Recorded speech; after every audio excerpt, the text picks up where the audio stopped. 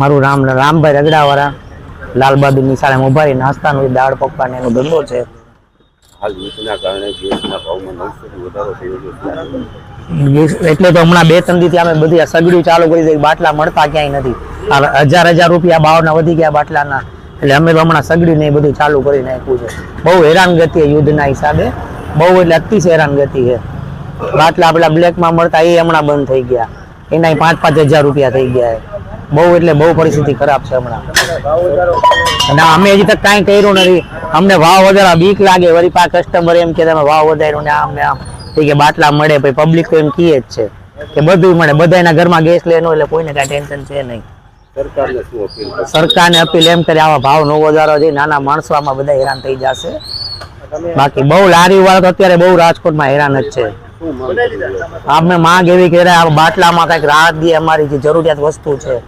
બાકી તો હાલો પેટ્રોલ ના વધારે તો વાત અલગ છે. બાકી આમાં નાના માણસો મરી જાય.